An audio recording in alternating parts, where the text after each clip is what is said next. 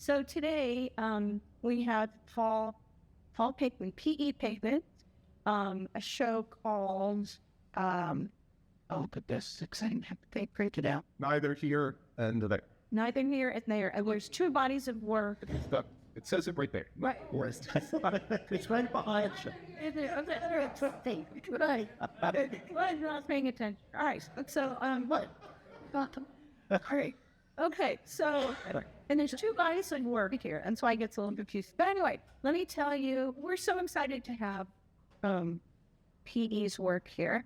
I first saw some of this body of work at St. Peter's about 2 years ago, and I was really impressed. And I said, wow, this is amazing. And we said, this is only some of it. It was about 40 pieces. Right. I said, well, how many are there? He said, 100. Well, that's impressive. We've got a big space. So it's like, well, my goodness, let's do it. You know, it's amazing to have all this work together. And, you know, he's talking about so many things in this work that we didn't originally have an artist on plan. We were going to include Paul, of course, in our panel discussion, but we have to talk about this work. This is the opportunity. You know, we all experienced the pandemic, and Paul's showing us how he experienced the pandemic, you know, and then it kind of, it really like gives us a way into how what somebody else was dealing with, how we remember what you were dealing with then too. Of course, everybody knows that Paul is the director of the Watch of Art Center. And we have two bodies of work here. We have pandemic work, and then we have the drawings that were done after the pandemic work that are about 32. About 32 drawings on Paul throughout different phases of his life based on pictures. And use of artificial intelligence for the earliest ones and the later. The sonograph, probably. Yeah, and the older ones. See, he's had more looks than anybody. It's like, right? Amazing. And anyway, you know, the work touches on culture, art history, politics, personal issues, you know, things that we all want to be exposed to and know more about, and then we get to know a little bit more about Paul. So with that, I want to turn things over to Paul so he can tell us about his work. First off, thank you, everyone. Thanks for coming. This is so hard. I have to start by saying thank you to Jim and Anne for giving me this opportunity. I really, you know, during the process of creating these drawings, it wasn't that I was planning for a show. I was doing it out of a necessity to do something trapped in our apartment with my husband and I, struggling to figure out how to make it all function during COVID. So when it was done, I had this, you know, kind of incredible thing. And as Anne mentioned, I got a chance to show some portion of it at St. Peter's, which gave me the idea that, wow, it would be really cool to show all of it. And so not only did they give me a chance to show the whole thing, but a catalog came out of it, which is a great thing to have. So we have some here if you're interested. So thank you. Thanks for the opportunity. It's really been great to have it up and have people come and see it. And because of the space and having had that alcove at the back, it prompted me to do the newer series, which is called Not Who You Seem, with the M in parenthesis, which is a very simple idea about a very complicated one, which is identity, how we think, who we are, what we think of ourselves, and how it's completely untrue. Every aspect of who we think we are is untrue because it changes constantly, both how we look on the outside and what we think about ourselves on the inside. And I had an exercise recently where I was asking a friend, tell me your earliest memories. And do you really believe that your memories that you have from when you were 3 and 4 and 5 years old are actually accurate to what was happening?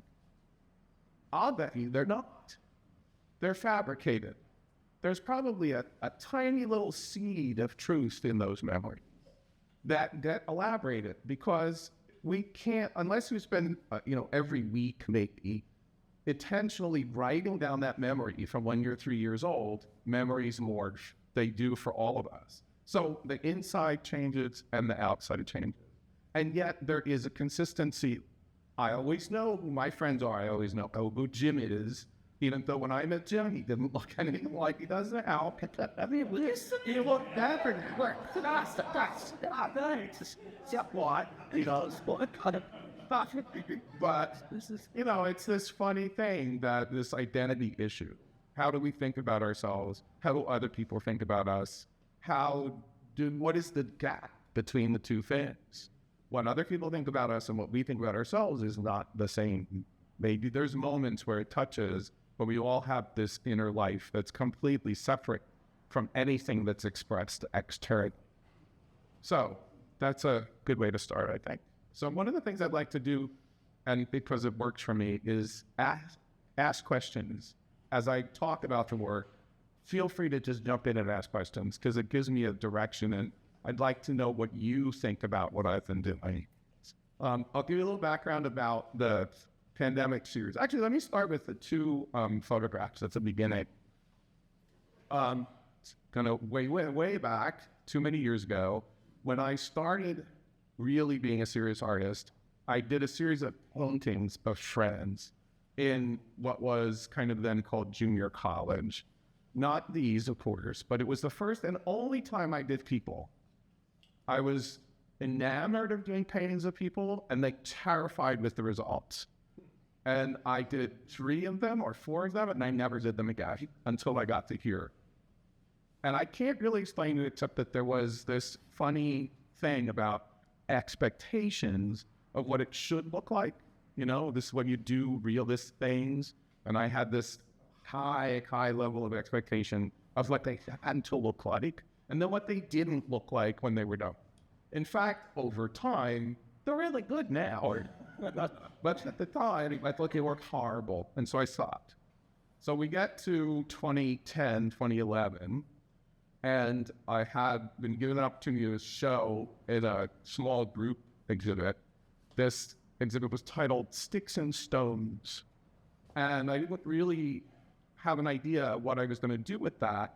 But the thing, of course, came up with this little line. Sticks and stones will break your bones. Everybody has some variation on that one. And that had always stuck with me because I lived as a young person being called a lot of really shitty names. And they don't go away. My mother would tell me all the time it'll go away. They never go away. They stay with you for the rest of your life if they're really poignant. So I asked a group of friends to come into the studio, because at that point I'd stopped painting, I was just photographing. And I sat them in that chair that I'm sitting in that's empty next to me. And I asked them to talk to me about what they heard, when they were, as they were growing, that was really painful.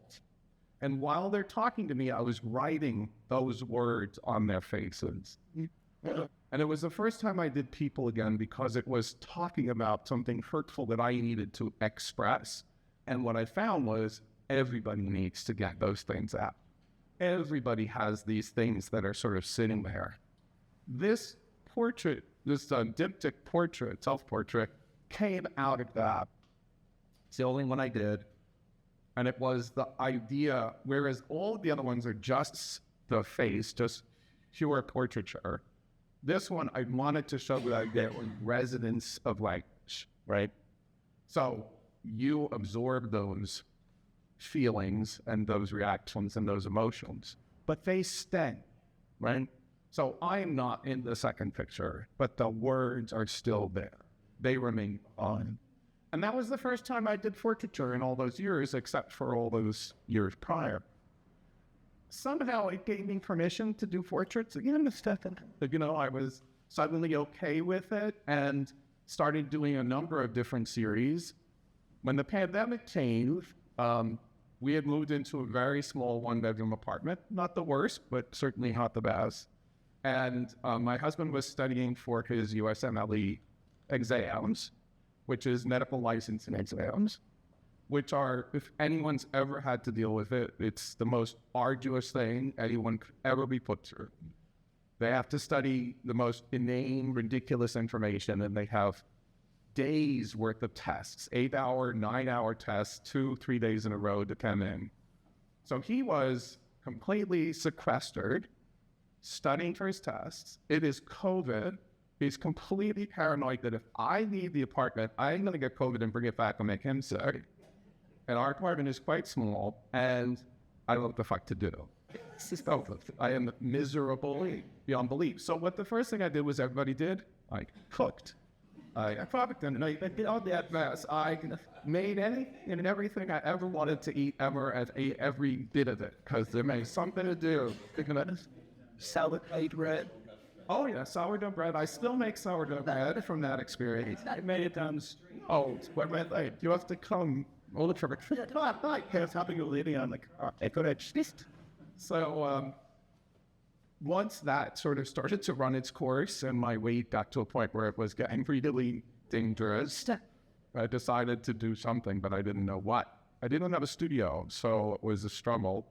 So literally went to bed over New Year's weekend, whatever, I think it was on the weekend. In the middle of the night, probably 2 a.m. of New Year's Day, I woke up furiously angry, just like ridiculously furiously angry. And I know all of us can remember some of what was going on. It wasn't just COVID. It was the political things that were happening. It was the panic. It was all of this stuff that we're all being fed. I trapped in our apartment, having to watch television, having to not watch television, wondering if I should be watching television. If I play on my computer, then I'm struggling to not obsess about all those things. And so I woke up, and the first thing I did was, do you feel the same way I did? Which is exactly how I felt. Upside down and completely out of sorts. Prior year, just before COVID started, I was doing a self-imposed residency in the desert in Southern California. And I created a panel, which is actually here, sorry. You're not going to be able to see it very well, but I can show you quickly. I did this 7-panel piece, very small. You can see it at the bottom there. The center piece is a stencil that I created of my face. I can't really tell you why I felt like I needed to do that, but I did. I dragged it out, and that's what I used for the next 100 days. And I committed myself to doing these things, not because I was thinking about an exhibit, not even because I was thinking about art with a capital A, but because I had to do something. I needed to do something so I wouldn't go cuckoo, and I wouldn't fight with my husband all the time about why can't I talk right now, and why can't I turn the TV on, and it's like I needed to let that happen and me do something. And so this was the result. The first grouping here, as you can see, I'm much more direct in my emotional response to things, I'm gay, so what? Which is how I really felt about everything at that point. I was just like, all of it was so what? Just everybody just calm down, stop being an ass, and just so what? Why did everybody have to make such a big deal about all these things? And we're still doing it, but for me, it felt so ridiculous. But as I processed them, I started to reach out to other things, memories of things, situations that I felt like I wanted to touch on. So when you get to this one, the one with the lipstick, it's actually a reference to a Duchamp photograph. He created a female character for himself called Glows C'est la vie, right? And there's a famous picture of him. He has a hat on, but he's tilting his head. And it reminded me so much of that picture and what he was sort of saying at the time. And I felt like that's where I was at, where he was at this. And so from that point on, they start to reach out into the popular culture at large. And everything that every day woke up saying, I have to do another drawing today. That had to be done in one day. Every picture is finished that day.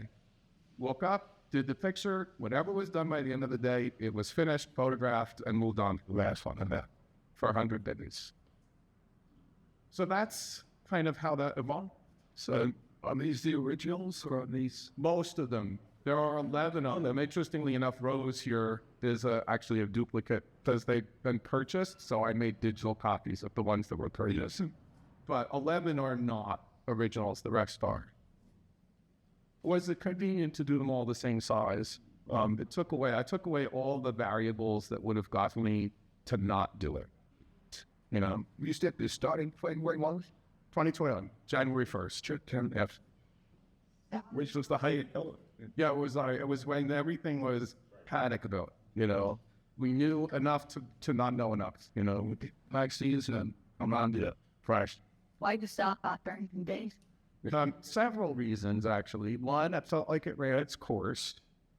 I started struggling with what I was going to say at that point, and that's not what I wanted to do. I wanted it to be immediate and direct. And so, and it felt like I got to the end. I got to the last one, which is here. And if you all know the famous, oh, goodness gracious, Rauschenberg, he did that, he erased the decoding drawing. Yep. That's what I did. I made my own drawing and I erased it. And I felt like that wasn't enough. You know, like there I am. And that was as much as I could say in this vein. Yeah. You shot these in fabrics. This, not even this whole wall, but 12 of these. Yes, I felt like they were smaller. Same here. Yeah, no, they're exactly the same. Yeah, in fact, those are all originals, the same ones that were there. The moon, I think that wall that she put it on was bigger. Are there novels that you have warnings to have? Did you think about that? This one's going like this has a phrase that needs something or change something or even something, and he put down your books. Sometimes both, you know what, it was like, in the case of I'm depressed, leave me alone, the words came after I did the drawing behind it. And because it started with this thing where I took, you know how accidents happen, sometimes they're the best things when you're drawing. This template slipped down. I was like, well, that's kind of cool. So I did it. So you want so. Well, I was, but I hadn't thought about it that way, you know, but then it made perfect sense. There she. And what's the sense of like this? It's a piece of Yupo. It's actually here. This is it right here. This is it after 100 days. That's the same exact template. And I did everything I could with it. I manipulated it and moved it, and you'll see somewhere it doesn't look the same, but if you look, all the parts of the template are in there. They're just rejiggered. They're moved and they're enlarged or they're shrunken, but it's always the same. Have a favorite? Do I have a favorite? Well, no, I don't. I have things that resonate more with me, but it really depends on the day, even still, you know? Some days I think, oh, that's really perfect. And other days I'm like, oh, that's so stupid. What did the creative process do to you? Did it affect you the kind of closure issue? Yeah. Or did it steer it up things, or what did it do to you? Like a wave, right? Yeah. So in the beginning, yes, and then it sort of slowed down, and then some more, and then it sort of slowed down. By the end, I had pretty much expressed as much of the frustration as I was feeling. And I came to a resolution of the whole thing for myself, you know, what it meant to be doing it and what it was that I was trying to say. And so did that process become a springboard for your art afterwards? Sure. Certainly for the second series, the other series in the back, because then what happened partly was I felt like I had exhausted the use of that template. Like I couldn't keep doing the same thing over and over again. I think about some of the people like Cause. Do any of you or all of you know who Cause is? City guy. There's this guy, Brian Don Ivis is actually the name. All of his characters have the same face all the time. I can't do that. Some artists can, they can repeat it ad infinitum, all great for them. I can't. And I got to a point where I despised this template. So I was like, okay, it made me think more deeply about myself in the context and in relationship to the work. but how could I make that, move that into something else? And that's how the next series came about, because it becomes even more personal. These are personal, but not so personal as to be necessarily about just me. Whereas those are even more personal because every picture is about me, myself as a self-portrait, but in the end, also very universal. They're about all of us as individuals and the process. You know, when none of us like to look back, I can tell you that series kicked me in the teeth about looking at myself. You want to really challenge yourself about who you think you are. Do a drawing of yourself for every year you're born. And you suddenly start to realize, I look like that. Wow, you know, and then it's like, who am I? What I really look like? The things that make me me in my pictures are very small detail. If I change any of those details, even the tiniest little bit, they are not recognizable. So what we learn to know about each other are the tiniest little things that we don't even realize they're that small. Your eyes, you know, the curves, the skin folds, these tiny little, how far apart they are, how close together they are. All of those things become the defining factor from the time you're 2 years old until you're whatever age you get to. Everybody sees them, but just don't ever acknowledge that. You don't think about it. You might have mentioned them, I didn't hear. But did you start from the front there? Did you make the template? I did, yeah. I had a series of photographs that I took of myself in the desert when I was struggling to figure out what to do. And then I took one of them and made a black and white and then just cut it out. So read this. With the newest drawings are all fun photos of yourself. Except for the ones that are AI. I said to you on your Facebook, I said, "Dad, make yourself that old for you. What the heck? And you told me what you did." And so, damn. And, you know, so I'm going to bring up this sort of, it's a sad subject, but it's an important one, and I did want to say something about this. There's a dear friend of some of us in this community who just passed away, Brian McCormick, who was the co-owner, director of Hamilton Street Gallery in Bound Brook. I've known Brian since I was 24. We met in Plainfield when I first moved there with my first partner. And Jonah and Brian and I stayed friends the whole time. I met Jonah at the same time. To the point of that series, Brian just died in this parking lot of the supermarket on Sunday night. Not ill, completely healthy, all good by all intents and purposes, and had an aneurysm and died. So, you know, I'm projecting in those drawings what I imagine with the help of artificial intelligence I might look like. Will I actually look like that? Will I get there? All of these are unanswerable questions. But there's something valuable in that process, in that I'm thinking about myself, both in the past and in the future. Thinking about how I look, you know? So many people get to be old and they don't want to think about how they're going to look. They have a reaction against it. I don't know, look like that. Well, what's wrong with looking like that? That's just how you look, you know? And all the denial of that doesn't actually help anything, right? It's an embracing of the spectrum from, there was no, the irony for me is there were no sonograms when I was born. However, they started the very next year, 1956. What? The first sonograms were in use in major institutions in 1956. So I want a fucking sonogram. You know, everybody else now gets one. They have your own sonogram. I want one too. So I made one with a little help from the computer. So it's You drew from first pictures. because I recognize that Some of them, yeah. should, yeah. Correct. It's you. Shoes.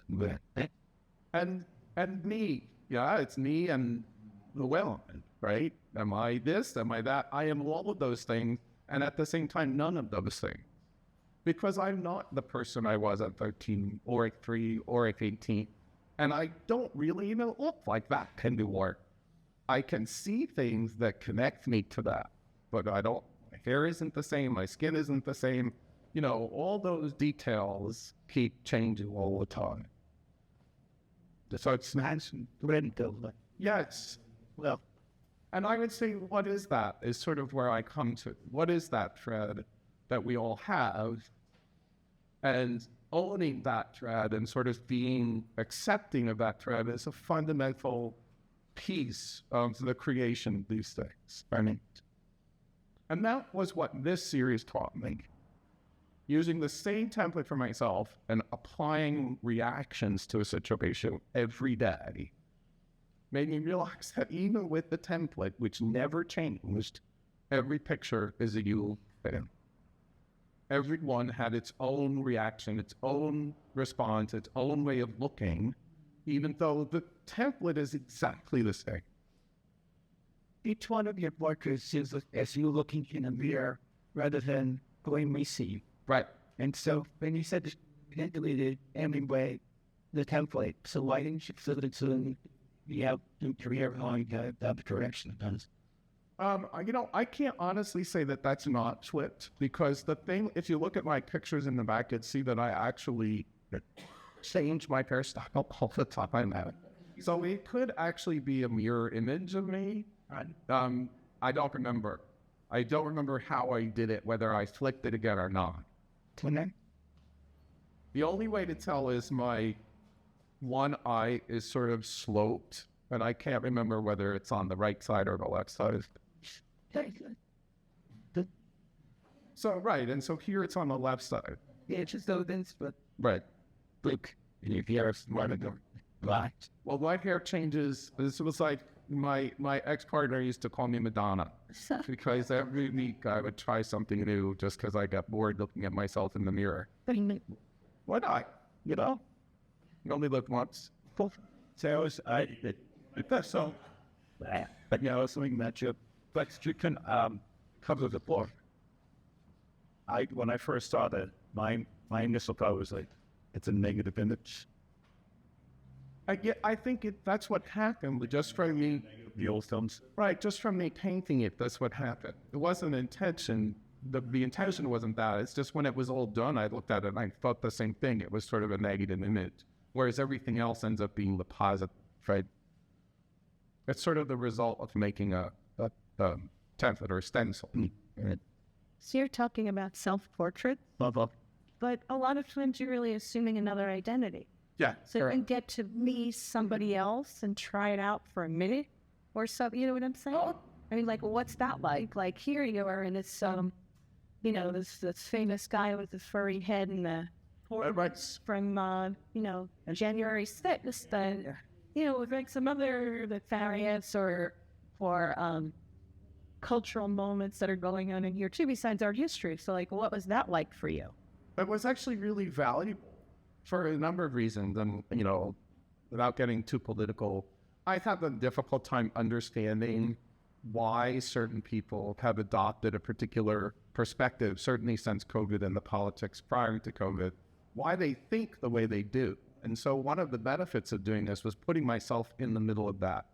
Imagine yourself as that character. I forget what they call them. You know, they've got shaman. Right, the shaman. Yes, yeah. Exactly. Like, you know, I put myself in that position and could understand to some degree what that was about. And part of it is, you know, my personal life has been pretty varied in terms of what I've done with it and where I've spent my time.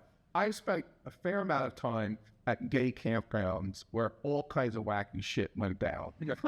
And this shaman guy's outfit is nothing. It's seriously nothing. So you got to try that stuff on for yourself, but it was never put into a political context. And when I saw it, I thought, this is hysterical, you know.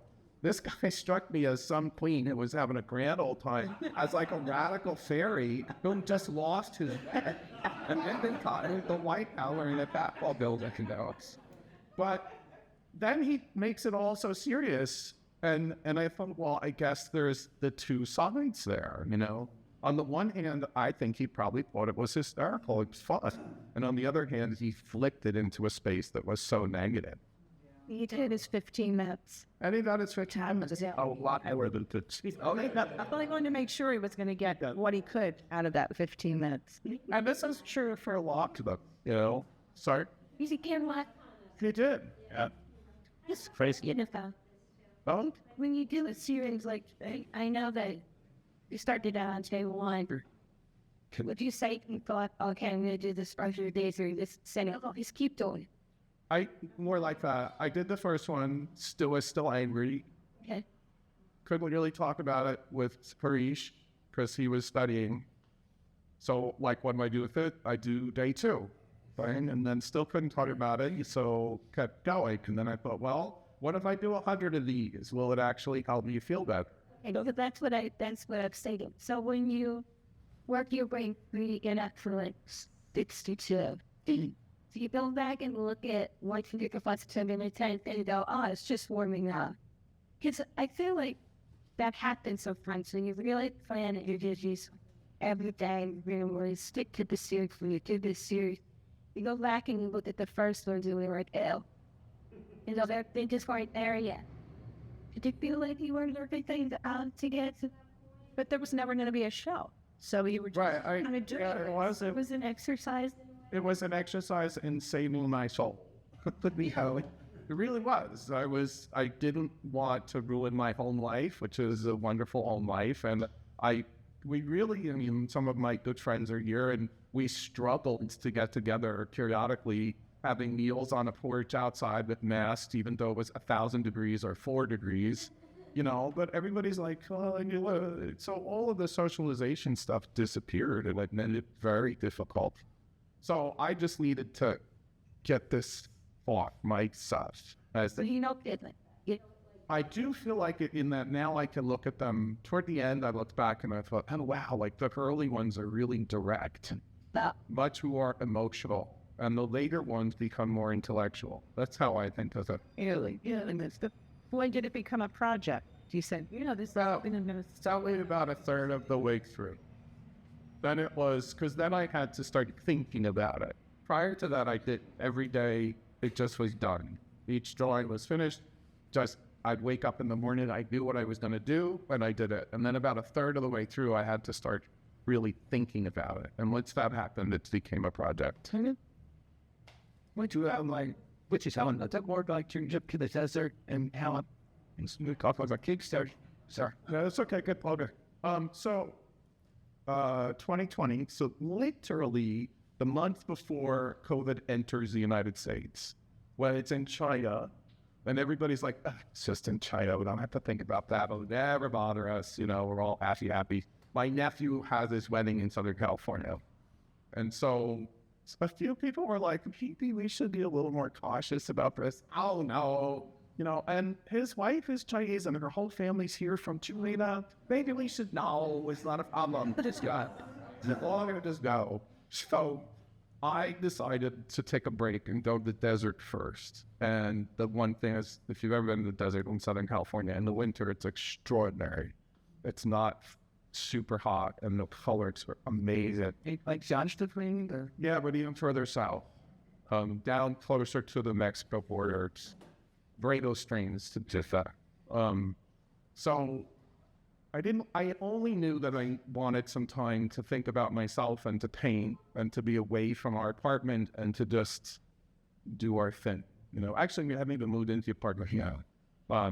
So I just went there. I started doing some sort of random drawings without any particular plan. Some of them I kind of like. Some of them I really hated, you know. But I wasn't ultimately very happy with them. But I was there for 3 weeks by myself. I was living with a former relative, a delightful older woman who loved the fact that I cooked dinner for her every day in the stove. I would cook dinner, we would have this great evening, we would having wine at dinner, and then she would go to bed, and then I could just work in the garage. And I don't know what happened, but the last day before I had to go to the coast, I wasn't satisfied with what I'd done. And that's when I was like, okay, what can I do that will make me feel like I've gotten something out of this experience? And I had these little canvases, like the Michaels canvases they could buy, 12 for $1.50 or something, I just stuck them up on the wall, and I just painted each one with a series of colors from what I saw every day.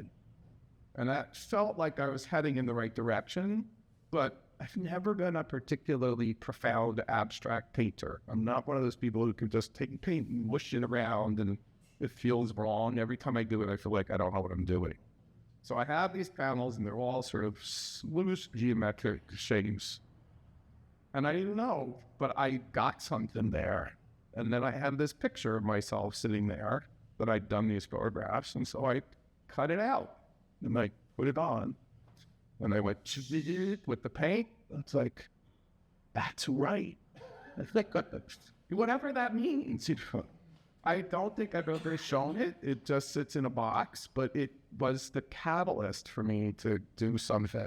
Yeah, and which that's sort of how it works for me. I do a bunch of things for a while, and then I get to a cliff, I fall off the cliff, and then I have to climb back up and start over, and something triggers it that then gets me likes to go. There are constants in the state where you ever attempt this partway through and like semi-destroy the stencil, take out the mouth, put in a smile. Yeah, correct. Things like that. Yeah, all those things. You'll see little bits as you walk around. Mints. So, you know, again, one of the things, if you notice carefully, the first few especially, I have what could be characterized as a frown, and I was criticized for that by someone, I won't say who. So as they go on, my frown gets less frowny and more neutral. So the things that you know, the influences that people have on you, right? Exactly. So, I was going to say one more thing is, like, to find the others to say, doing portrait of Shaman Man, was that also an act of radical empathy, like someone who's so very otherworldly to you, you know, like. Well, what each one of these things did was it prompted me to research more about them. So wherever you see something that's recognizable, I researched it after the fact. Like him, I actually went and read all about him and read what he was dealing with, you know, what happened to him, and realized the guy is a mess. I felt really sorry for him in the end because he was a radical fairy in his own crazy way, doing something for attention, and because he's a that got wrapped up in a political thing that he probably never really intended. That was my read on it. He's, you know, he, like so many people these days, he got bought into the conspiracy theory stuff, and he's the kind of person who was prone to that to begin with. So, yeah, and there's a lot of them. The Picasso, the $103 million Picasso piece, I did that because I was like, a fucking Picasso painting sold for $102 million that day. And then afterwards, I went and researched about the painting, you know, why that painting, how that painting came about, tried to understand it more. And it was really beneficial. I think that was all part of what was the net benefit for me. Why I grew out of it was from all of these pieces that came together. So now from here, I have to move on to the next series. So Let's see where that's right after. good job. You ever thought about doing the same thing with Harish? I have, except that he would never speak to me again. He made that very clear. Maybe you could give him a smile. Yeah.